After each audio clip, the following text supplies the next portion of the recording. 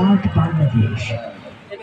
লালমনিরহাট কালীগঞ্জে খামারিদের উদ্বুদ্ধ করতে জাঁকজমকপূর্ণ আয়োজনের মধ্য দিয়ে দিনব্যাপী প্রাণী সম্পদ প্রদর্শনী মেলা অনুষ্ঠিত হয়েছে।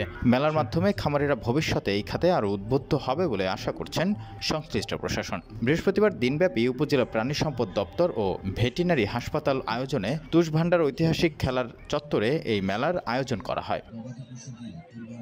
প্রদর্শনী মেলায় প্রায় 40টি স্টলে উপজেলার বিভিন্ন এলাকা থেকে খামারিরা তাদের পালনকৃত উন্নত প্রজাতির গরু, ছাগল, হাঁস, মুরগি, কবুতর সহ বিভিন্ন প্রজাতির পশু পাখি নিয়ে অংশগ্রহণ করেন। মেলা দেখতে সকাল থেকে সাধারণ মানুষ ভিড় করতে শুরু করে। এর আগে সকাল 10টায় এক উদ্বোধনী অনুষ্ঠানের মাধ্যমে মেলা শুরু হয়। উদ্বোধনী অনুষ্ঠানে উপজেলা নির্বাহী কর্মকর্তা জহির ইমামের সভাপতিত্বে প্রধান অতিথি হিসেবে উপস্থিত ছিলেন সাবেক সমাজ কল্যাণ মন্ত্রী আলহাজ নুরুজ্জামান আহমেদ এমপি। এ সময় তিনি বলেন, মানুষের খাবারের অন্যতম উপাদান মাছ, মাংস, দুধ ও ডিম। এগুলোর উৎপাদন বাড়াতে যতটা সহযোগিতা দরকার তা আমরা করছি, ফলে উৎপাদনও অনেক বেড়েছে। আজকের এই প্রাণী সম্পদ সেবা সপ্তাহ 2024 কালীগঞ্জে এই আলোচনা সভায় আমি আপনাদের উদাত্ত আহ্বান জানাবো।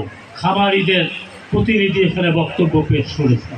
গণপ্রজাতন্ত্রী বাংলাদেশ সরকারের মাননীয় প্রধানমন্ত্রী তিনি তার দীর্ঘ বক্তৃতায় তিনি প্রাণী সম্পদের উন্নয়ন তথা এই প্রাণী সম্পদ সেবা সপ্তাহকে কার্যকর করার সুমহান লক্ষ্য নিয়ে তিনি বক্তব্য রেখেছেন।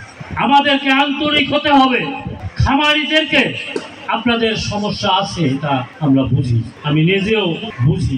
কালীগঞ্জ উপজেলা প্রাণী সম্পদ কর্মকর্তা ডাক্তার মোহাম্মদ মোশাররফ হোসেন বলেন, দেশ স্বাধীনের পর থেকে এই দেশে বিভিন্ন জাতের পশুপালন বিষয়ে আমরা ব্যাপক সাফল্য লাভ করেছি। হাঁস মুরগির ডিম উৎপাদনে আমরা লক্ষ্যমাত্রা অর্জন করেছি। দুধ উৎপাদনেও প্রায় লক্ষ্যমাত্রা অর্জনের পথে। প্রাণী সম্পদের এই প্রদর্শনী পশুপালনে জনগণের মাঝে ব্যাপক সাড়া ফেলবে বলে আশা করছি। এই মেলায় বিশেষ অতিথি হিসেবে উপস্থিত ছিলেন উপজেলা ভূমি কমিশনার ইসরাত জাহান সনি, তুষভান্ডার ইউনিয়ন পরিষদের চেয়ারম্যান নূর ইসলাম আহমেদ, উপজেলা সমাজসেবা অফিসার আব্দুর রাজ্জাক, উপজেলা প্রকল্প বাস্তবায়ন কর্মকর্তা ফেরদৌস আহমেদ, কালীগঞ্জ প্রেস ক্লাবের সভাপতি আমিনুল ইসলাম হেলাল, সম্পাদক তিতাস আলম সহ আরও অনেকেই।